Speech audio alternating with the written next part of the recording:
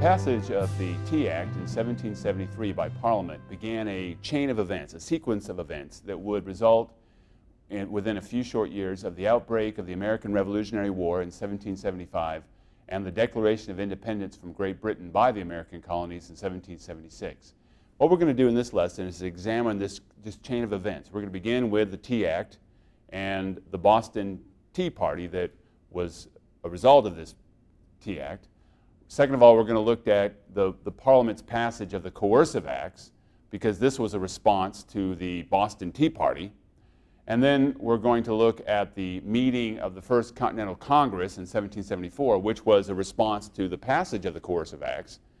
And then we're going to look at the outbreak of war in 1775 and ultimately the decision by the colonists to seek independence in 1776. So first, let's look at the passage of the Tea Act. In 1773, Parliament acted to pass the Tea Act basically to bail out the East India Company. You know, bailouts aren't anything new in American or world history. The East India Company, it turns out, was in financial difficulties. They had all this tea from India to sell, and nobody was buying it, or not enough people were buying it. So what the Tea Act did was it allowed the British East India Company to sell its tea directly to the colonists, and they wouldn't have to pay the tax. Therefore, they could sell this tea at a cheaper price than American merchants who would have to pay the tax on tea. Also, as part of the deal, certain merchants were given contracts by the British East India Company to sell this tea, and among the people winning contracts was the family business of Thomas Hutchinson, the governor of Massachusetts. We've already mentioned him in a previous lesson. Now, the colonists never liked the customs duty on tea. Remember, that had been left over from the Revenue Act of 1767. And they were very angry at this act because basically it stunk of cronyism. I mean, basically they were giving bailouts to the British East India Company. They were favoring certain insiders like Thomas Hutchinson. So a lot of colonists, especially merchants, were just up in arms. So they decided to take action and to protest the Tea Act. So on the evening of December 16th, 1773, a protest was organized by, guess who, the Sons of Liberty, the Boston Sons of Liberty. They disguised themselves as Indians. They boarded the ships of the British East India Company that were in Boston Harbor, and they got on the ships and they proceeded to dump all that tea right into Boston Harbor. And this event became known as the Boston Tea Party. I mean, it really wasn't a tea party per se, but that was what it was called. So they threw the tea into the water. And this was an act of, well, this was an act of vandalism. It was an act of terrorism. And it was a violation of the property rights of the British East India Company. And Parliament, and King George III, of course, were very, very angry when they heard about the Boston Tea Party. So they decided that they needed to take action to punish Boston, and so the Parliament passed the Coercive Acts in early 1774. And these Coercive Acts were known to the colonists as the Intolerable Acts, and they were intolerable. Now, under the Coercive Act, first of all, the port of Boston was closed until the people of Boston came up with the money to compensate the British East India Company for all that destroyed tea. Second of all, under this law, the Massachusetts governor was given a lot more power. Now he could appoint sheriffs, he could appoint judges, he could even appoint members of the upper house of the legislature, the council, without getting the consent or the approval of the legislature. And another part of the plan was that town meetings were limited. Now towns in Massachusetts could only have one town meeting. In other words, the British government didn't want the colonists gathering together and discussing these problems. And finally, the governor was given the authority to appropriate private homes, take private homes, and then place British troops into these homes. So now the colonists, many colonists were outraged by the Coercive Acts because, first of all, they believed that by depriving power, taking away power from their local colonial legislature, this was a violation of their rights and a violation and taking away self-government. They also were appalled by the taking away of property, seizing people's property to place soldiers in people's homes. That was another violation of the rights of Englishmen, in placing soldiers in private homes at a time of peace. Now, the committees of correspondence, they were busy, they were active, and soon news of what was going on in Boston were spread throughout the colonies. So what happened in Boston became news everywhere, from Virginia to Georgia to New Hampshire to Pennsylvania. And many colonists were convinced that the British government was involved in some kind of conspiracy to deprive them of their rights and to take away their rights, not just in Massachusetts, but everywhere. Now, these fears that the colonists had were justified in their eyes by the passage by Parliament of the Quebec Act in 1774. Now, the coercive acts and the Quebec Act had nothing to do with each other, but what happened was that the Canada had been acquired by the French back in 1763, but it had never had any kind of government. What the Quebec Act of 1774 was to give a government to Canada. Now, under this act, there was no representative assembly allowed in Canada. The governor could rule by decree. Now, the way that the British government figured, the people who lived there were French and had never had a representative government, so it made no sense to impose one on them. Another problem was that they allowed the Roman Catholic Church to be the official church because most of the French who lived in Canada were Catholics. Now, these actions by the British government, the Quebec Act, was seen as terrible by colonists because colonists, when they looked at it, they said, well, see, what happened in Quebec is going to happen to us. They're going to take away our elected legislatures, so we'll just be in the same boat as the Canadians. And also, that idea of allowing the French to remain Roman Catholics. You got to remember that most American colonists were Protestant. And many Americans, including Samuel Adams, believed that the Roman Catholic Church was evil, that they associated the Catholic Church with tyranny, with superstition, with savagery, and the fact that the British government was allowing a tyrannical, superstitious, monstrous institution like the Roman Catholic Church to operate, that was seen as a terrible thing and a threat to the liberty of the colonists. Now, the fear that the British government had some kind of conspiracy was afoot, these fears were fed actually by English writers. See, at the time that this was going on, there were English writers over in England known as radical Whigs. They included such persons as Thomas Gordon and John Trenchard, and they were writing pamphlets very critical of the British government. They believed that the British political system as is was corrupt, that too much power and tyrannical power was in the hands of the king and his ministers. And they believed that the system of patronage was used to corrupt the system. And what these radical Whigs were calling for were sweeping reforms to make Parliament more representative of the British people and to allow for more freedom of the press. Now, these pamphlets written by these radical Whigs, these pamphlets were being brought over to the colonies, and the colonists were reading these pamphlets.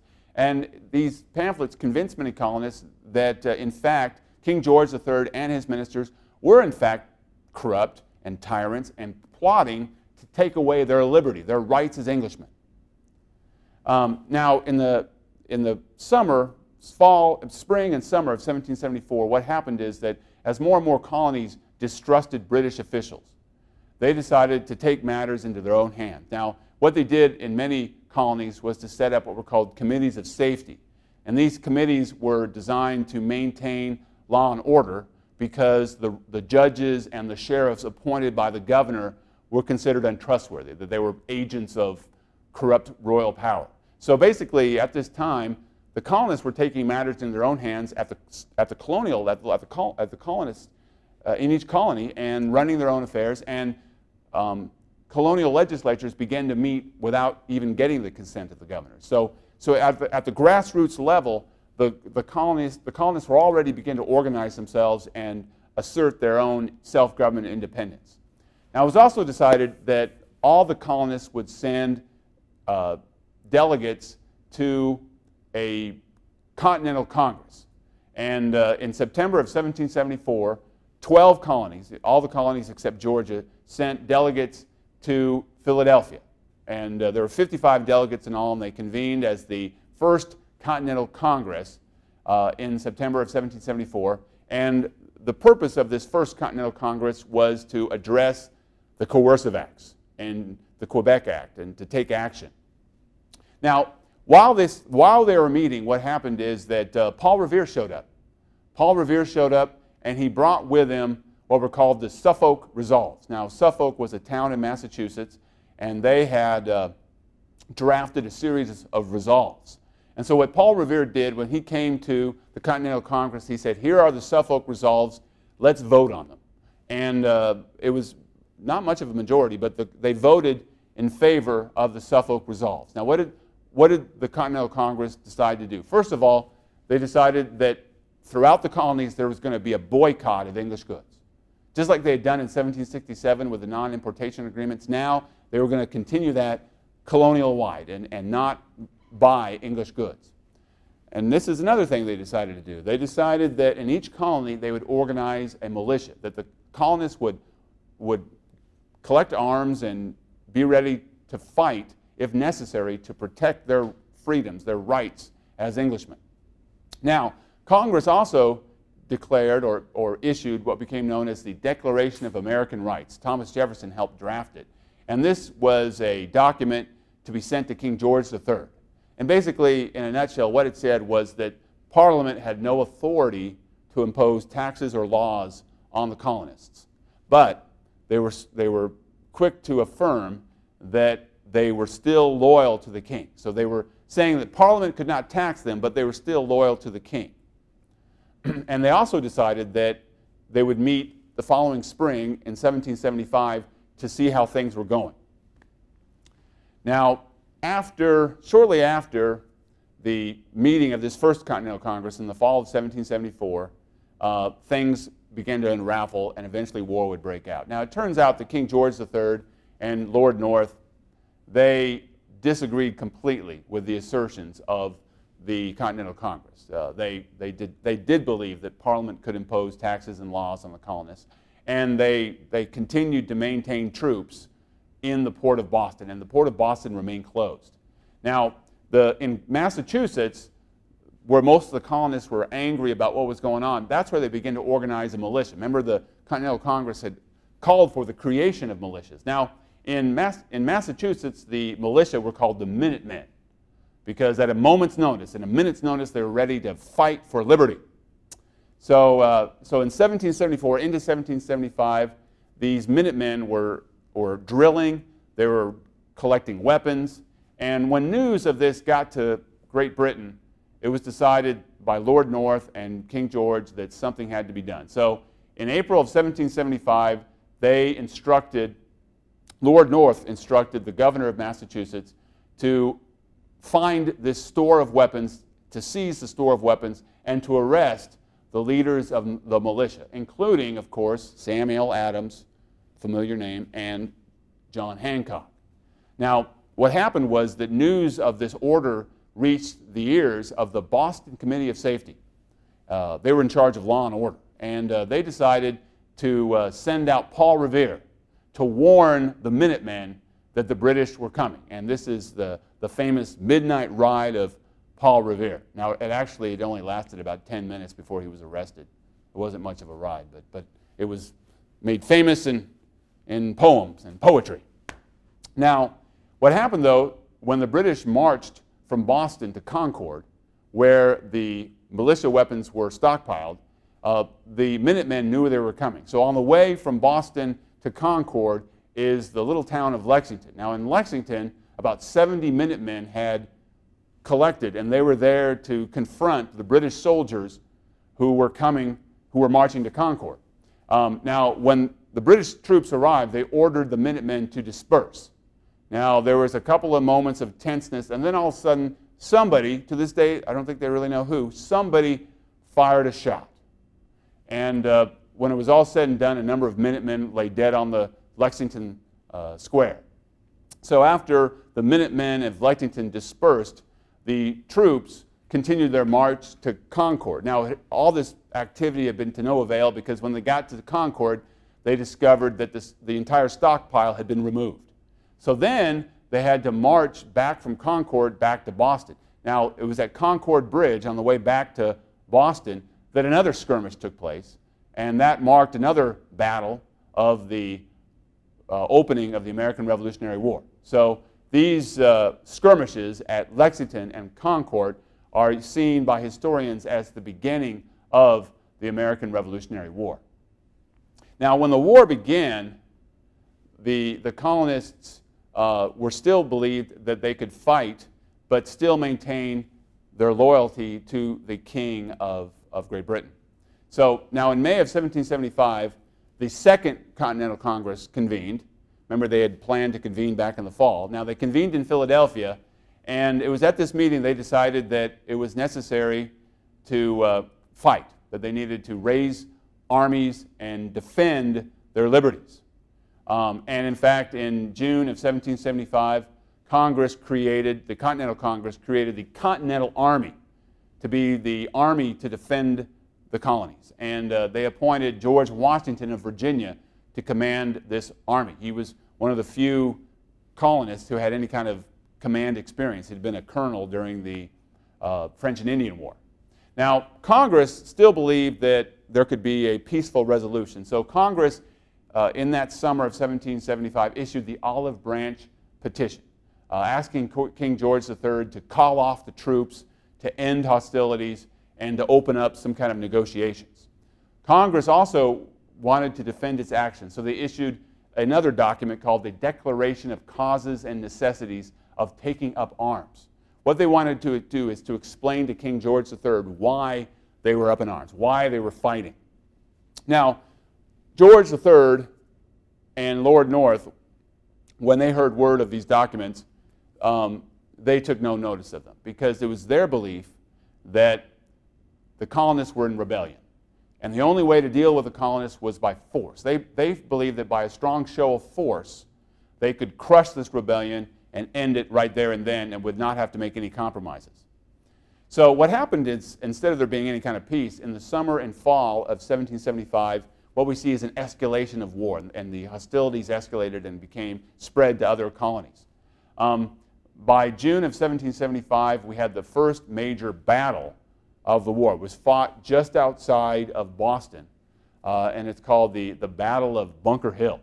It's actually fought on Breed's Hill, but it's called the Battle of Bunker Hill. Now, that was the first major engagement between the colonists and the British Army, and the colonists lost that battle. They had to withdraw from their position, but they did put a lot of casualties on the British in that battle itself. Now, what we see also happening is that not only were they fighting in Massachusetts, but the war spread to Virginia and the Carolinas. The governor of Virginia, the royal governor, Lord Dunmore, he knew that a lot of prominent planters like George Washington were part of this rebellion. So he announced that if any slaves in Virginia, if any slaves left the plantation and agreed to fight for the British king as loyalist militia, they would receive their freedom. And now this proclamation by Lord Dunmore, all that did was to really anger a lot of Virginia planters and made them more determined to fight and to wage war. Now another thing that George III did was that in the fall of 1775, he hired mercenaries. It turns out that the war was very unpopular in Great Britain, and George III knew there might be a problem recruiting sufficient troops to fight over in the colony. So he decided to hire mercenaries from the Duchy of Hesse in Germany. Remember, the kings of England were Germans. They were related. They were from the House of Hanover. They had a lot of contacts with German aristocrats. So these Hessians, they were hired as hired killers, basically, to fight against the colonists. Now, this really bothered the colonists. It really angered them that their own king would hire hired guns to come in and kill them. So by the end of 1775, a lot of colonists were thinking, hey, should we really be loyal to this king? Look what all he's done. Do we owe him our loyalty? Now, while this was going on in January of 1776, an Englishman by the name of Thomas Paine published a pamphlet called Common Sense. Now, Thomas Paine had lived all of his life in England, and he had come as a young man and lived in Philadelphia. He became a friend of Benjamin Franklin, and all of a sudden he became a very excited about the idea of independence and creating a republic. So in 1776, he published this pamphlet called Common Sense, and the whole purpose of the pamphlet was to make the case that the American colonists ought to completely throw off any allegiance to King George III, and that they should become an independent republic. No longer subjects of a king, but citizens of a republic. Now, Thomas Paine wrote the book in plain English, and because he wanted lots of Americans to read it. He didn't use a lot of fancy language. He also didn't quote a lot of scholars. The only book that he quoted from in the entire pamphlet was the Bible, because he knew that most colonists had an understanding of the Old and New Testament. So he wrote this book, this pamphlet, and thousands of copies were sold, and it was a bestseller, and colonists were eating it up. And it's believed that the publication of this pamphlet was very influential in convincing many colonists to seek independence and become a republic. Now, in January of 1776, Massachusetts, of course Massachusetts, Boston, they became the first legislature to pass a resolution calling for independence and the creation of a republic. And after Massachusetts passed that resolution, all other colonies followed suit. Now, in June of 1776, Continental Congress asked Thomas Jefferson to draft a Declaration of Independence. And on July 4th, 1776, the Continental Congress approved and publicized the Declaration of Independence that had been largely drafted by Thomas Jefferson. Now, declaring independence and winning independence are two separate things. And so we've come to the point where the United States has declared its independence. Now we're going to, in the next lesson, we're going to discuss the American Revolution, where the colonists won their independence.